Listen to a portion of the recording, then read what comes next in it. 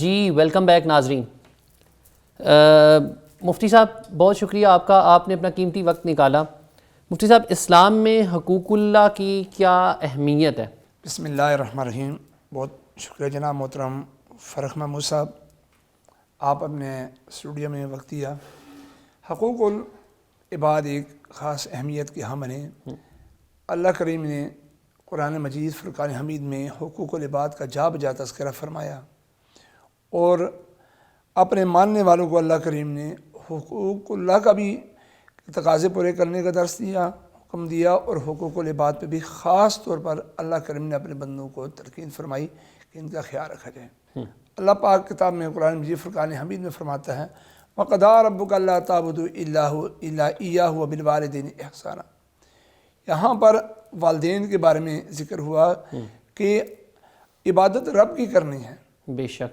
سب سے پہلے تو ہم یہ دیکھیں کہ حقوق اللہ یہ ہیں کہ اللہ کریم کو اس کی عبادت کی جائے. وہ خالق و مالک ہے، وہ رازق ہے، اسی کی بات سجدہ اسی کے لائق ہے. اس کے اوامر و نواہی پہ امر پیرا ہونا ہے. جس کا حکم دیا اس کو ہم نے بجا لانا ہے، جس سے منع کیا ہم نے اسے رکنا ہے. یہ حقوق اللہ ہے. اب اسی مالک نے، خالق نے کچھ حقوق العباد ہمارے پر فرض کیے ہیں، لازم کیے ہیں.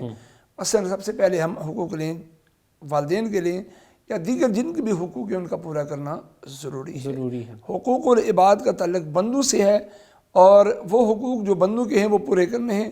حقوق اللہ سے مراد وہ حقوق جو رب کے ہیں جو بندوں نے پورے کرنے ہیں. تو حقوق اللہ کے حقوق، حقوق العباد بندوں کے حقوق ہیں. ٹھیک ہے.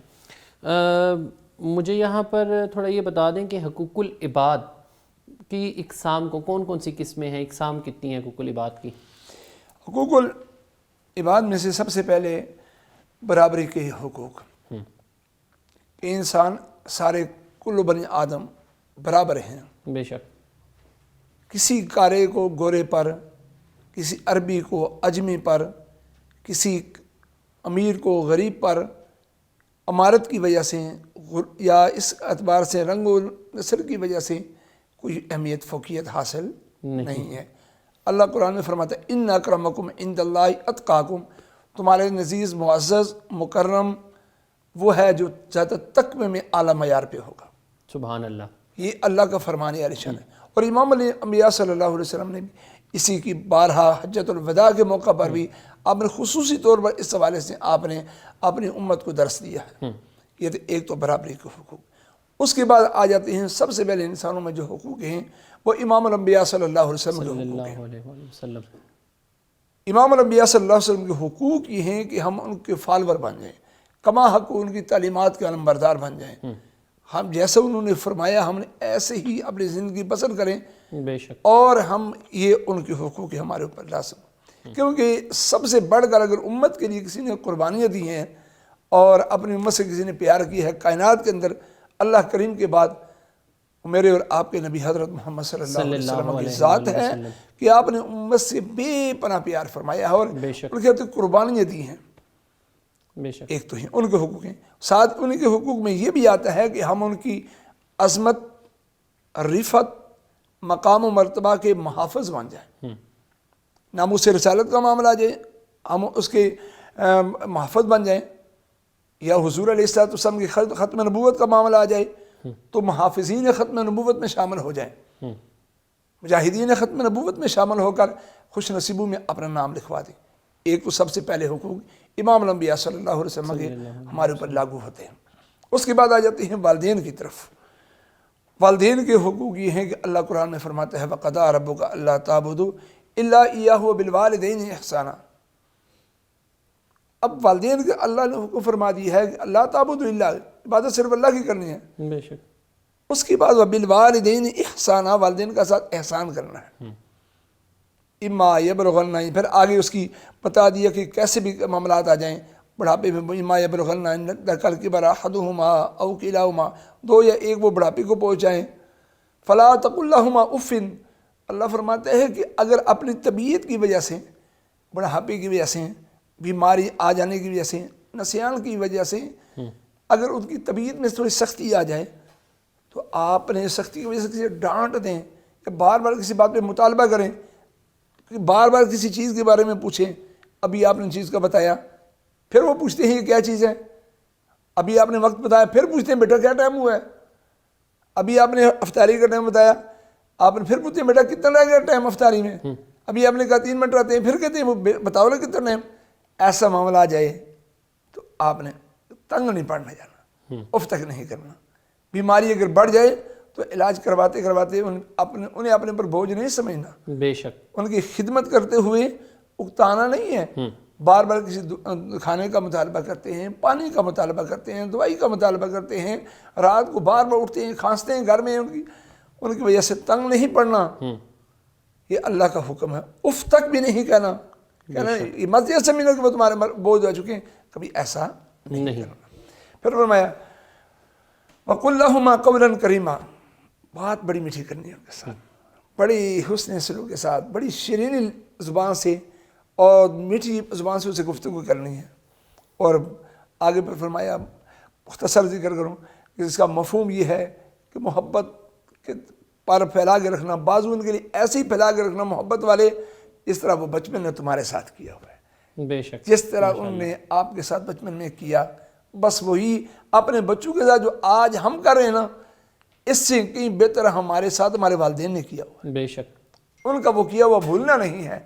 پہلے ایک آگے یہ والدین کے حقوق، پھر آگے اور دوسری بات یہاں پر پھر ذکر کر لوں والدین کے حوالے سے کہ ان کی اہمیت دینی ہے، خدمت کے ساتھ اہمیت دینی ہے، ان کی بات کو اہمیت دینی ہے، ان کی اس دل پہ آپ کی کوئی بات بری نہیں آنی چاہیے، دل پہ آپ کی وجہ سے بوجھ نہیں آنا چاہیے۔ آپ کا سٹیٹس آپ عالم دین ہیں، مفتی ہیں، قاری ہیں، ڈاکٹر ہیں، انجینئر، سائنسدان ہیں یا جج ہیں، آپ کا کوئی بھی بڑے سے بڑا عہدہ ہے، آپ کا عہدہ آپ کے والدین کی انسلٹ کا باعث نہ بنے، بے شک، کہیں ایسا نہ ہو کہ آپ کے عہدے کے سامنے آپ کے والدین کو جھکنا پڑے اور آپ کو یہ سمجھے کہ بھائی میرا بیٹا اوپر چلا گیا اور میں وہاں پر اس کے سامنے جاؤں گا یا اس کے ساتھ ہوں گا تو میرے بیٹے کی انسلٹ ہو جائے گی، ایسا نہیں ہونا چاہیے۔ بے شک، بلکہ اگر والدین وہ مزدور بھی ہیں، اینٹیں اٹھانے والے ہیں، یا دیہات میں رہنے والی والدہ ہے، جیسے بھی رہن سہن ان کا ہے، ان کو اپنے لیے معزز، مکرم، محترم، محتشم سمجھنا اور اپنی جنت کو انہی کے قدموں کے نیچے سمجھنا، اسی ماں کے قدموں کے نیچے سمجھنا جو دیہات میں رہ کر کام کرتی ہے۔ اس کی لباس پھٹا پرانا ہوتا ہے، پرانا بسیدہ ہوتا ہے، جدید فیشن کے تقاضوں کا مطابق نہیں ہوتا، لیکن اللہ کو انہیں تمہارا والدین بنایا ہے نا، تو ان کا تم احترام بھی کرنا اور اپنی جنت کو انہی کے قدموں میں نیچے سے حاصل کرنے کی کوشش کرنا، یہ تھے والدین کے حقوق۔ پھر اس کے بعد آ جاتے ہیں بہن بھائیوں کے حقوق۔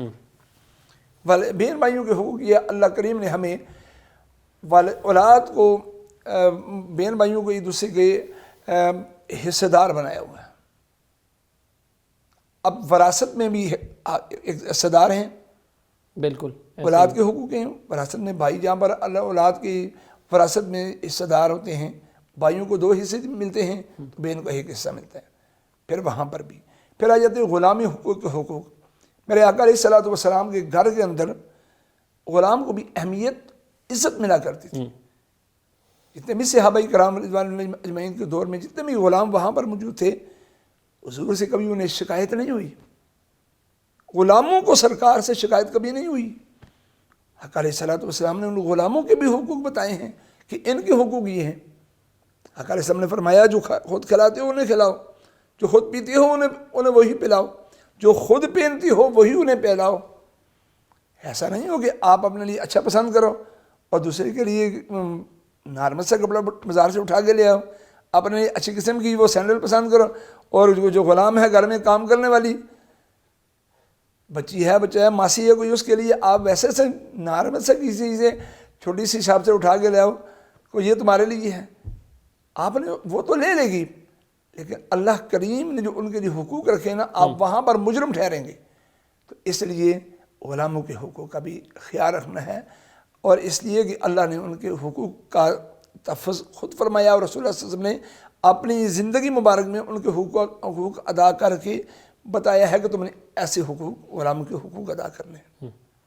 اور پھر آ جاتے ہیں کہ اسی طرح معاشرے میں آپ کے کچھ جو کولیگ ہیں، آپ جس معاشرے میں اپنے ساتھ والوں کے ان کے حقوق ہوتے ہیں جو آپ کے ساتھ کام کرتے ہیں، ان کے انسلٹ نہ کریں، اور انہیں بھی کیا کریں، قرآن میں فرماتا ہے والجار ذی القربی والجار الجنب والصاحب بالجنب، والصاحب بالجنب، ان کے بارے میں جو آپ کے پہلو میں رہنے والے لوگ ہیں. اب ان میں سے کون ہیں پہلو میں رہنے والے؟ آپ آفس میں کام کرتے ہیں تو آپ کے کولیگ ہیں، وہ بھی ہو سکتے ہیں کہ ہم ان کا خیال رکھیں، چاہے آپ کے بالکل برابر والے ہیں یا آپ کے نیچے ہیں، ان کا بھی حقوق کا خیال رکھنا ضروری ہے. ٹھیک ہے، کام لینا ہے الگ چیز ہے، لیکن کام میرے امام الانبیاء صلی اللہ علیہ وسلم نے تو سب سے لیے نا. بے شک. تو اس زبان کو تھوڑا میٹھا استعمال کرنے سے، کسی کی عزت کا خیال رکھنے سے، کسی کی دل کو تکلیف نہ دینے کے بغیر بھی کام لیے جا سکتے ہیں. بے شک. تو عرض کر رہا تھا پھر آگے وہاں پر، اور وہاں پر جو آپ کے روم میٹ ہیں وہ بھی آپ کے کولیگ ہو سکتے ہیں. بالکل ایسا ہی جہاں پر آپ رہتے ہیں آپ کے وہ لوگ بھی آپ مثلا کسی کا آپ گھر میں اکٹھے رہتے ہیں، آپ دوست مل کر، وہ بھی آپ کے اسی طرح وصاحب بالجنب میں آتے ہیں. پھر آگے والجار ذی القربی والجار الجنب، کہ قریب کے پڑوسی، تھوڑا دور کے پڑوسی. ایک تو آپ کے پڑوسی وہ ہیں جن کی دیوار آپ کے گھر سے جڑی ہوئی ہے، بالکل. ایک تو ان کا خیال رکھنا ہے. اس میں ہم ایسے کریں کہ ایسا تو نہیں ہے کہ ہم جب کوئی فنکشن ہوتا ہے تو اس میں گھر والے ساتھ پڑوسی پھر چاہے بیمار میں تو نہیں سو سکتے. ایسا ہی ہے، بالکل یہی بات ہے، ہم خیال نہیں کرتے پڑوسیوں کا. جی. اور اس چیز کا خیال رکھنا ہے. اور اکالی صاحب میں پڑوسیوں کے بارے سے آگے چل کے مزید بات کروں گا. امام الانبیاء صلی اللہ علیہ وسلم فرماتے ہیں کہ مجھے جبرائیل امین نے پڑوسیوں کے بارے میں اتنی تلقین فرمائی، بار بار اتنی نصیحت فرمائی، تاکید فرمائی کہ مجھے گمان ہونے لگا کہ ایسا نہ ہو کہ پڑوسیوں کو ہمارے وراثت میں شامل کر دیا جائے. جی ہاں، کہ ایسا نہ ہو، مجھے گمان ہونے لگا کہ پڑوسیوں کو ہماری وراثت میں شامل کر دیا جائے گا. اتنا سرکار دو عالم صلی اللہ علیہ وسلم فرماتے ہیں کہ مجھے پڑوسیوں کے بارے میں تاکید کی گئی ہے جبرائیل امین نے. تو ایک قریب کا پڑوسی ایک تھوڑا چند گھر چھوڑ کر آتا ہے، بالکل ایسا ہی ہے. ان کا بھی خیال رکھنے کا ہمیں اسلام نے اسی طرح درس دی ہے. اور بھی بہت سارے حقوق ہیں، چلو ان کے والے سے بیان ہوگی، تو ان کا خیال رکھنا بہت ضروری ہے. علامہ صاحب نے بڑی زبردست طریقے سے سمجھانے کی کوشش کی. حقوق العباد، حقوق اللہ اور حقوق العباد دونوں الگ الگ ہیں. حقوق اللہ اللہ تعالیٰ کے حقوق ہیں، حقوق العباد بندے کا بندے کے اوپر حق ہے. ناظرین، یہاں پر چلتے ہیں ایک چھوٹے سے بریک کی جانب.